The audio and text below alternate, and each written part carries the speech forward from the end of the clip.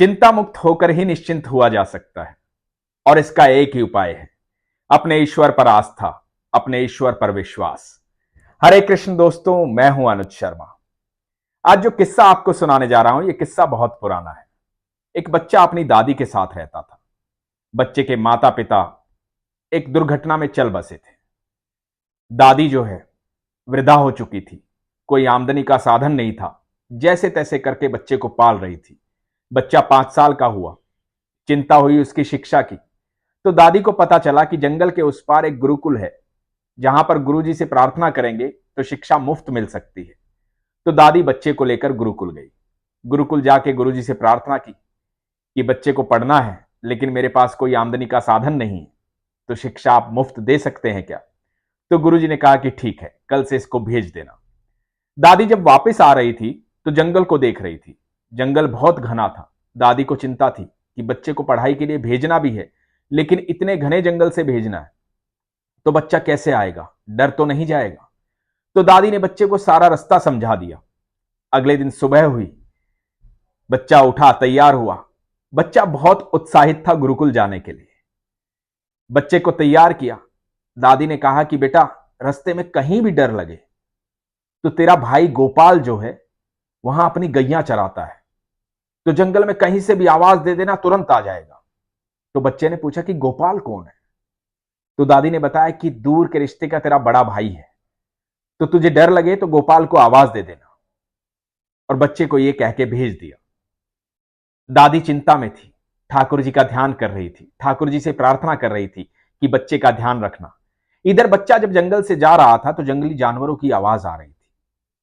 बच्चा 5 साल का था, घबरा गया।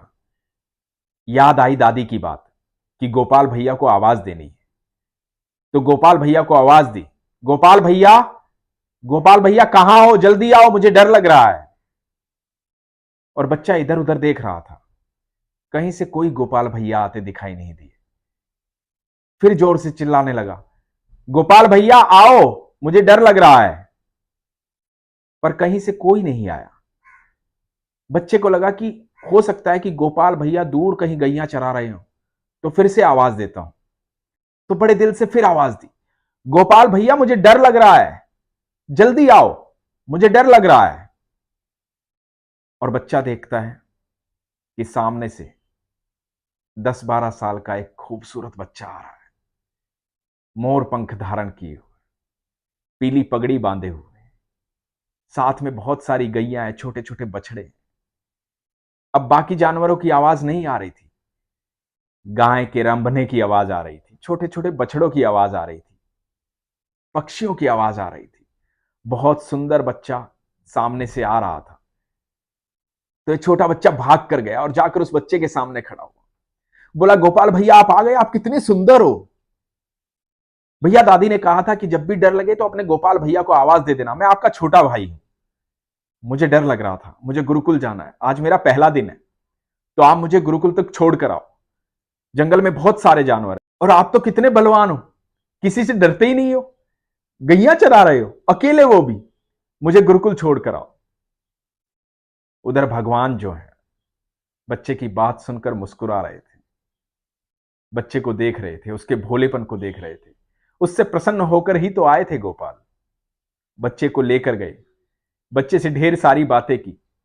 जब जंगल के मुहाने पर पहुंचे तो बच्चे को बोला कि जाओ, सामने तुम्हारा गुरुकुल है। तो बच्चे ने कहा कि सुनो गोपाल भैया, मैं जब गुरुकुल से वापस आऊंगा तो आवाज दूंगा, आप आ जाना, मुझे घर तक भी छोड़कर आना। भगवान मुस्कुराए। बच्चा गुरुकुल गया, पढ़ाई कर कर वापस आया, गोपाल भैया को आवाज दी। फिर से कृष्ण मुरारी बाके बिहारी मोर मुकुटधारी प्रकट हुए और बच्चे को जंगल के इस मुहाने पर छोड़कर गए और कहा कि देखो सामने घर है, अब तुम चले जाओ, मुझे गैया लेकर जाना है। अब जब बच्चा घर पहुंचा तो दादी उसे देखकर खुश हो गई। दादी सुबह से चिंता में थी कि बच्चा ठीक ठाक वापस आ जाए। दादी ने पूछा, कोई डर तो नहीं लगा, कोई चिंता तो नहीं थी, घबराया तो नहीं? तो बच्चे ने बताया कि नहीं दादी, आपने बोला था गोपाल भैया को आवाज दे देना, मैंने गोपाल भैया को आवाज दी। गोपाल भैया के पास बहुत सारी गायें हैं, छोटे छोटे बछड़े हैं, गोपाल भैया तुरंत आ गए और बहुत सुंदर है गोपाल भैया। तो दादी को लगा कि कोई गवाला आ गया होगा बच्चे की आवाज सुनकर, इसकी मदद कर दी। दादी बड़ी खुश हुई। अगले दिन बच्चा फिर गुरुकुल गया। अब ये रोज की बात बन गई थी। रोज बच्चा गोपाल भैया को आवाज देता, गोपाल भैया तुरंत आ जाते, उस मासूम बच्चे के साथ घूमते, उसको रास्ते में दूध भी पिलाते और फिर जंगल के मुहाने पर छोड़ कर आते और फिर शाम को लेने आ जाते। ये सिलसिला चलता रहा। एक दिन हुआ यूं कि गुरुकुल के गुरुजी का जन्मदिन था। तो सब बच्चों ने मिलकर एक प्रोग्राम बनाया कि सब अपने अपने घर से कुछ न कुछ लेकर आएंगे, गुरुजी का जन्मोत्सव मनाएंगे। अब ये बच्चा भी अपने घर आया, दादी को बताया, दादी कल गुरुजी का जन्मोत्सव है तो मुझे भी कुछ लेकर जाना है। अब दादी ने अपनी स्थिति बताई कि बेटा हमारे पास तो कुछ है नहीं, तुझे तो पता है कि सिर्फ दिन का खाना ही हो जाए उतना ही काफी है। हमारे पास तो कुछ ऐसा है नहीं जो तेरे गुरुजी को दिया जा सके। बच्चा ये बात सुनकर उदास हुआ। सुबह गुरुकुल नहीं जाना चाहता था, लेकिन दादी ने बोला कि बेटा शिक्षा ग्रहण करनी है तो गुरुकुल से छुट्टी नहीं लेनी है।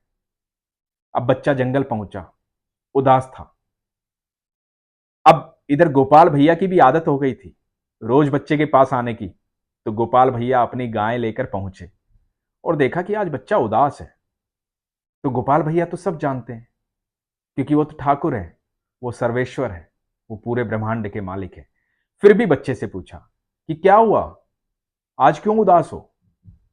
तो बच्चे ने बताया कि आज गुरुजी का जन्मोत्सव है और मेरे पास देने के लिए कोई उपहार नहीं है और हमारे घर की स्थिति ऐसी नहीं है। मेरी दादी ने कहा कि हमारे पास कुछ देने के लिए है नहीं। तो गोपाल भैया बोले, अरे तेरे बड़े भैया के होते हुए तू क्यों चिंता कर रहा है।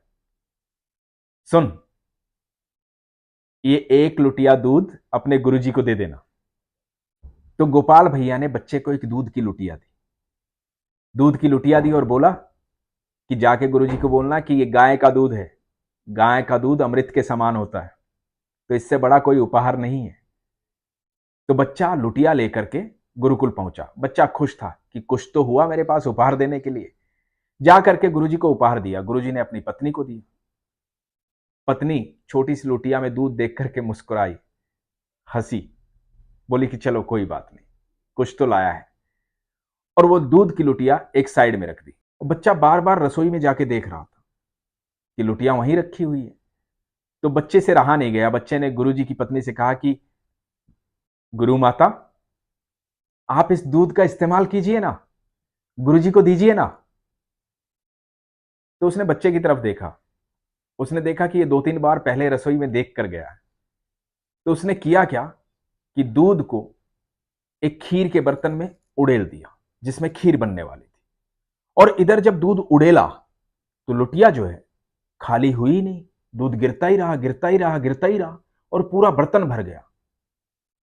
गुरु माता हैरान हुई। दूसरी बाल्टी रखी, उसमें लुटिया को उड़ेला और दूध गिरता ही रहा, गिरता ही रहा, गिरता ही रहा। ये बाल्टी भी भर गई और 3-4 बर्तन भर गए। गुरु माता एकदम हैरान हो गई। जोर जोर से चिल्लाकर गुरुजी को बुलाया।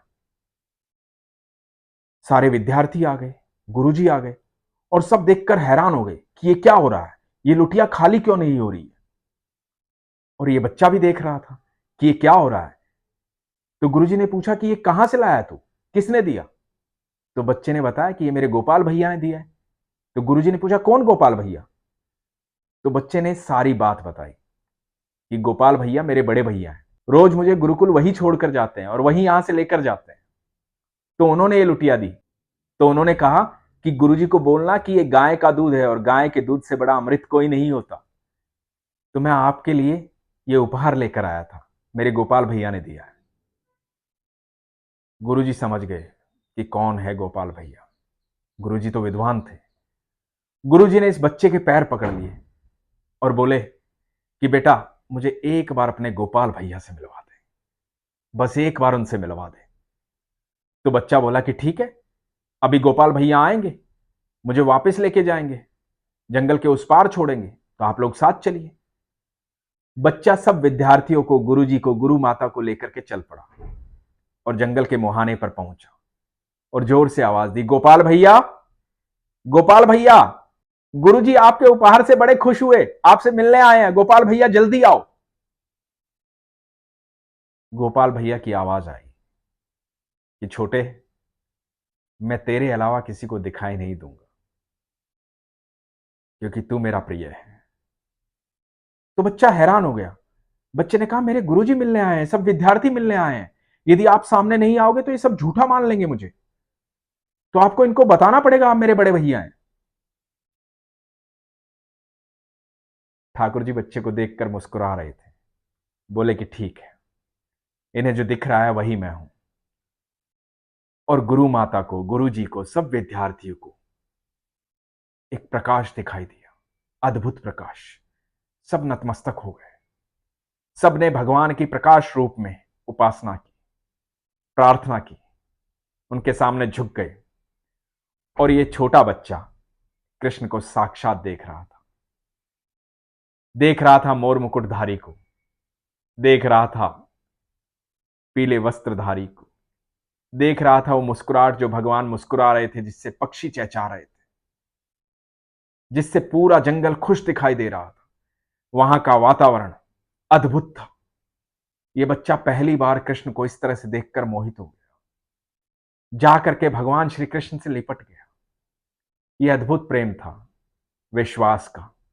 यह विश्वास वो जो इस बच्चे के अंदर था। दादी ने तो बस इतनी सी बात कही थी कि तू डरना मत, तेरे गोपाल भैया हैं। हम सब से ये कहा जाता है कि हम कभी ना डरें, क्योंकि हमारे साथ ईश्वर हर समय है। पर हमारा विश्वास होना चाहिए, जैसे इस बच्चे का विश्वास था। और यकीन मानना दोस्तों, जब भी आप ये विश्वास रखेंगे कि आपके साथ ईश्वर है, तो आपका डर खत्म हो जाएगा। तो इस बच्चे जितना विश्वास रख के देखिए, आपके भी गोपाल भैया आपका इंतजार कर रहे हैं। आपके भी गोपाल भैया आपको उपहार देना चाहते हैं, क्योंकि वो आपसे अत्यंत प्रेम करते हैं। आप विश्वास रखिए इस बच्चे जितना, और फिर देखिए आपका डर दूर हो जाएगा। फिर देखिए गोपाल भैया ऐसे ही मुस्कुराते हुए आएंगे, बंसी बजाते हुए, मोर मुकुटधारी, बाके बिहारी, कृष्ण मुरारी। उनको बुलाना है तो विश्वास रखिए, गोपाल भैया तो हमेशा आपका इंतजार करते हैं। आपका विश्वास कमजोर नहीं होना चाहिए। इसलिए हमेशा कहता हूं, अपने विश्वास को मजबूत रखिए, अपना ख्याल रखिए। हरे कृष्ण।